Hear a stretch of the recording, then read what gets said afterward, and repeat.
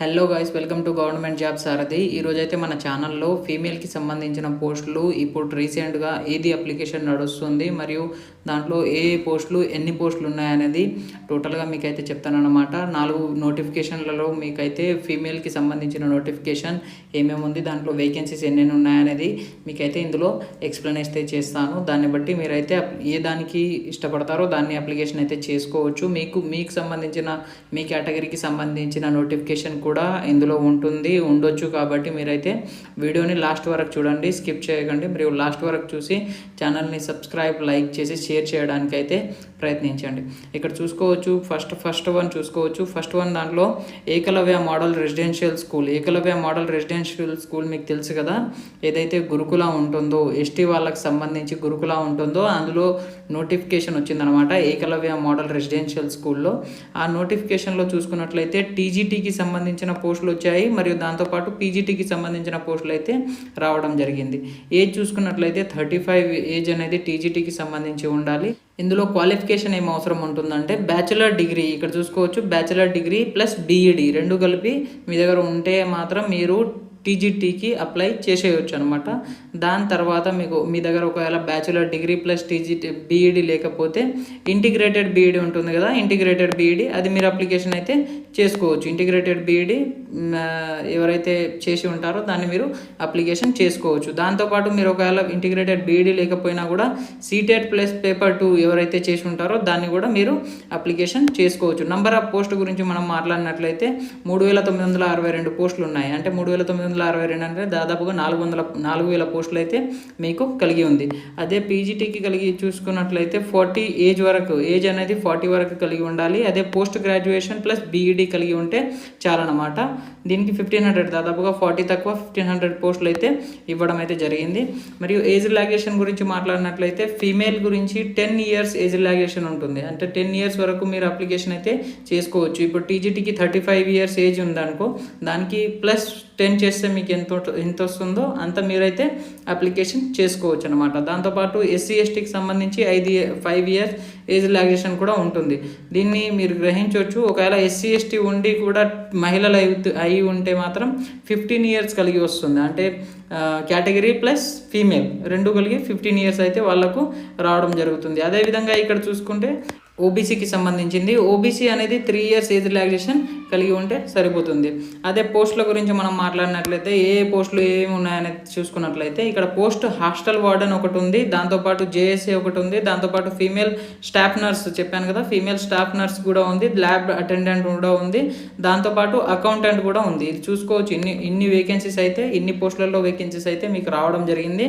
Hostel warden గురించి మనం మాట్లాడినట్లయితే ఇక్కడ అప్ టు 35 years ఏజ్ అనేది ఉంది. దీంతోపాటు రిలాక్సేషన్ ఉంటుంది, అది కూడా చూసుకోవచ్చు.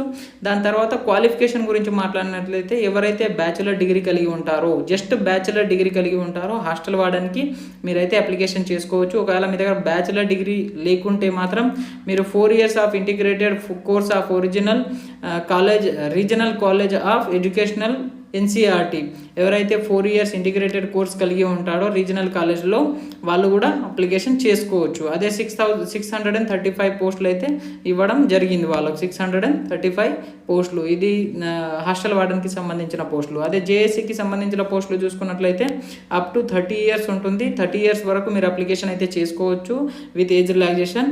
దాంతోపాటు 12th pass minimum typing speed 35 in English and 30 words per minute in Hindi. 35 అనేది ఇంగ్లీష్లో పర్ మినిట్ కలిగి ఉండాలి. అదే 30 అయితే హిందీలో కలిగి ఉంటే సరిపోతుంది.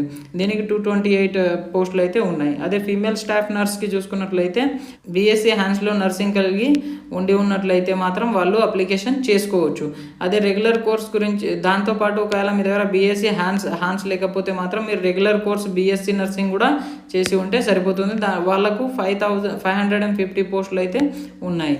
అదే ల్యాబ్ అటెండెంట్ గురించి మనం మాట్లాడినట్లయితే ల్యాబ్ అటెండెంట్ గురించి చూసుకున్నట్లయితే అప్ టు 30 years అయితే ఏజ్ రిలాక్సేషన్ ఉంది. అదే 10th pass with certificate in lab technique కలిగి ఉంటే మాత్రం వాళ్ళు అప్లికేషన్ అయితే చేసుకోవచ్చు. లేదంటే 12th పాస్ విత్ SCI స్ట్రీమ్కి సంబంధించి SCI స్ట్రీమ్ ఎవరైతే ఉంటారో వాళ్ళు కూడా అప్లికేషన్ చేసుకోవచ్చు. వాళ్ళకు 146 పోస్టులు అయితే ఉన్నాయన్నమాట. అదే అకౌంటెంట్కి సంబంధించిన పోస్టుల గురించి మాట్లాడినట్లయితే నాట్ ఎగ్జిస్టింగ్ 30 ఇయర్స్ వరకు కలిగి ఉంటే సరిపోతుంది. అదే బ్యాచిలర్ డిగ్రీ కామర్స్ కలిగి ఉంటే సరిపోతుంది. దాంతోపాటు పోస్టుల గురించి మాట్లాడినట్లయితే 61 పోస్టులు అయితే వాళ్ళకు కలిగి ఉందన్నమాట.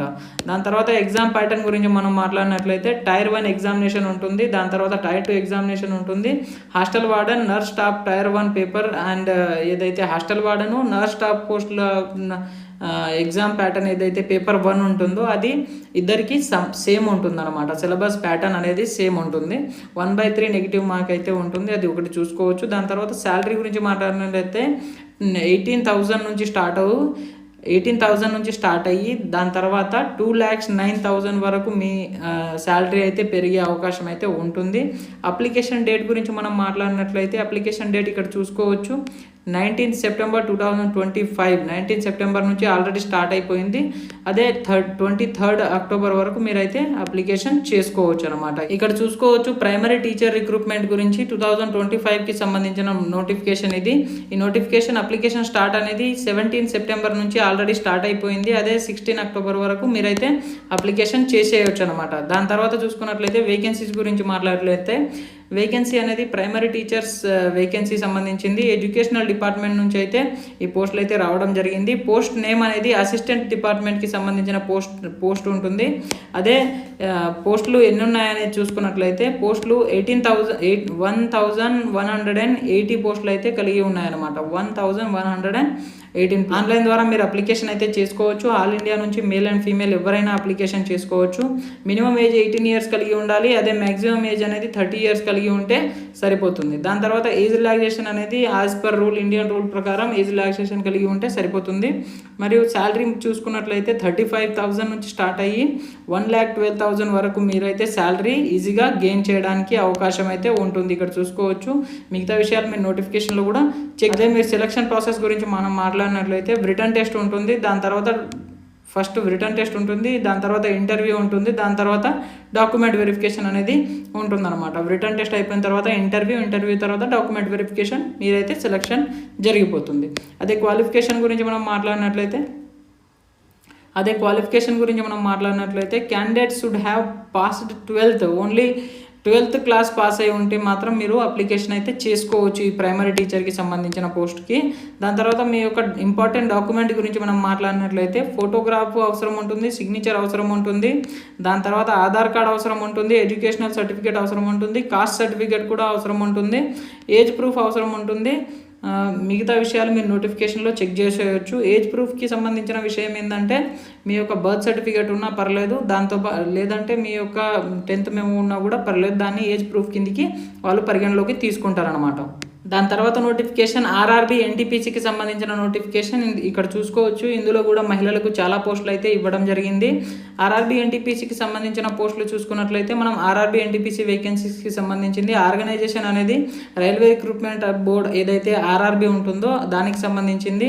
పోస్టుల గురించి మనం మాట్లాడినట్లయితే ఇక్కడ పోస్టులు చూసుకోవచ్చు. మీరు ఏ దానికి ఏ పోస్టులు ఉన్నాయనేది టోటల్గా 10-11 పోస్టులు అయితే దీనికి సంబంధించిన పోస్టులు అయితే ఉన్నాయన్నమాట. దీనికి మీరు ఈజీగా అప్లికేషన్ అయితే చేసుకోవచ్చు. మీరు ఆల్రెడీ మీ యొక్క క్వాలిఫికేషన్ని బట్టి మీరు నోటిఫికేషన్ని చూసుకొని మీరు అప్లికేషన్ అయితే ఈజీగా చేసేయచ్చు. ఇక్కడ ఎన్ని పోస్టులు ఉన్నాయనేది టోటల్ పోస్టుల గురించి మనం మాట్లాడినట్లయితే 11,558 పోస్టులు అయితే ఉండడం జరుగుతుంది.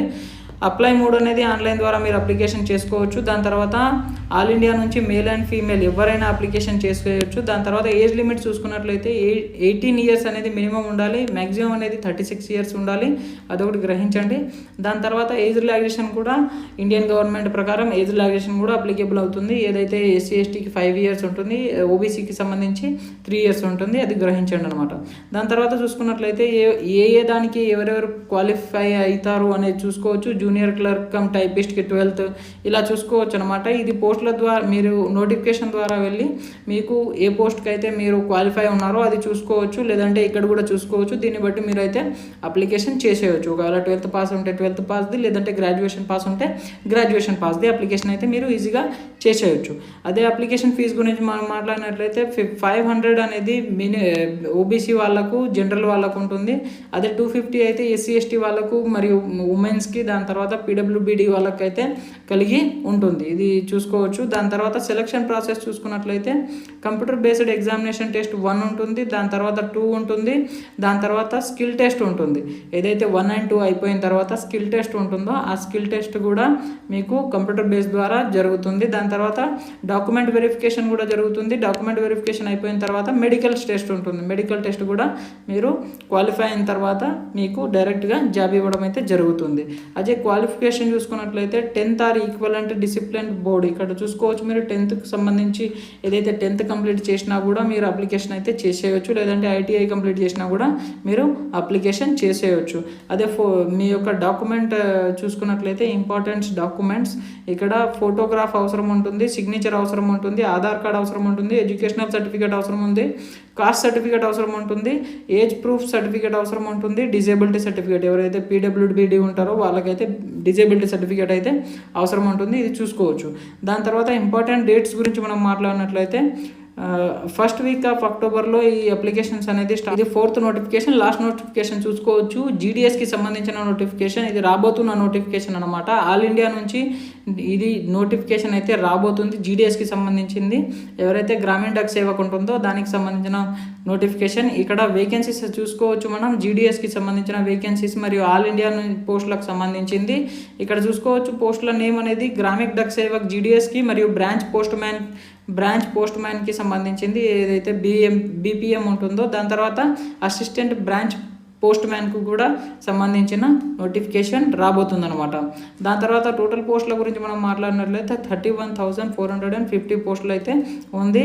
ఆన్లైన్ ద్వారా మీరు అప్లికేషన్ చేసేయచ్చు. మేల్ అండ్ ఫీమేల్ ఎవరైనా అప్లికేషన్ చేసేయచ్చు. ఫీమేల్కి ఇందులో రిజర్వేషన్ ప్రకారం చాలా పోస్టులు అయితే ఇవ్వడం జరుగుతుంది. దాదాపుగా 10,000 to 12,000 పోస్టులు అయితే మహిళలకు రావడం అయితే జరుగుతుంది. ఇది ఒకటి గ్రహించండి. అప్లికేషన్ మాత్రం చేయడానికి అయితే ట్రై చేయండి అనమాట. అదే ఏజ్ చూసుకున్నట్లయితే 18 years అయితే మినిమం ఉండాలి, 40 years అయితే మ్యాక్సిమం ఉండాలి. 40 years వరకు ఇచ్చాడు, మీరైతే ఈజీగా అప్లికేషన్ చేసేయచ్చు. అదే ఏజ్ రిలాక్సేషన్ యొక్క రూల్ అనేది ఇండియన్ గవర్నమెంట్కి సంబంధించిన రూల్ ప్రకారం మీరు చేసేయచ్చు అనమాట. అదే శాలరీ గురించి మనం మాట్లాడినట్లయితే మినిమం 10,000 ఉంటుంది, మ్యాక్సిమం 29,000 ఉంటుంది, అంటే 30,000 ఇంచుమించు వస్తుంది. ప్లస్ అలవెన్సెస్ కూడా రావడం అయితే జరుగుతుంది. ఏ ఏరియాలో అయితే మీరు ఉంటారో ఆ ఏరియాకి సంబంధించిన అలవెన్సెస్ కూడా మీకు రావడం జరుగుతుంది. అదే జనరల్ ఓబీసీకి సంబంధించి 100 రూపీస్లో అప్లికేషన్ ఫీజు ఉంటుంది. ఎస్సీ ఎస్టీ పీడబ్ల్యూడీ వాళ్ళకైతే అప్లికేషన్ ఫీజు అనేది ఉండదు, ఇక్కడ చూసుకోవచ్చు మీరు. దాని తర్వాత సెలక్షన్ ప్రాసెస్ గురించి మనం మాట్లాడినట్లయితే డాక్యుమెంట్ అసలు మనకు ఎగ్జామినేషన్ ఉండదు, ఓన్లీ డాక్యుమెంట్ వెరిఫికేషన్ ఉంటుంది. డైరెక్ట్ మెరిట్ బేస్డ్కి సంబంధించి మీకైతే పోస్టులు కేటగిరీకి సంబంధించి ఇచ్చేస్తారనమాట.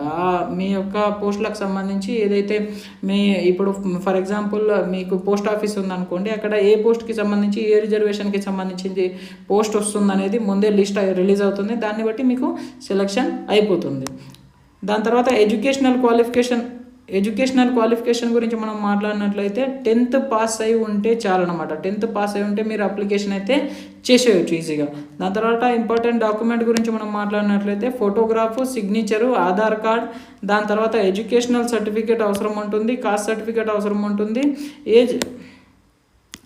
ఏజ్ ప్రూఫ్ అవసరం ఉంటుంది, డిజేబిలిటీ సర్టిఫికేట్ పీడబ్ల్యూడీ వాళ్ళకి సంబంధం అవసరం ఉంటుంది, ఇన్కమ్ సర్టిఫికేట్ అవసరం ఉంటుంది, self certificate by the transgender candidates transgender వాళ్ళకి సంబంధించింది సెల్ఫ్ సర్టిఫికేట్ అవసరం ఉంటుంది, ఎన్ఓసి కూడా అవసరం ఉంటుంది. ఇది ఒకటి గుర్తుపెట్టుకోండి. ఎన్ఓసి ఎవరైతే ఆల్రెడీ గవర్నమెంట్ జాబ్ చేసి ఉంటారో వాళ్ళైతే ఎన్ఓసి తేవాల్సి ఉంటుంది.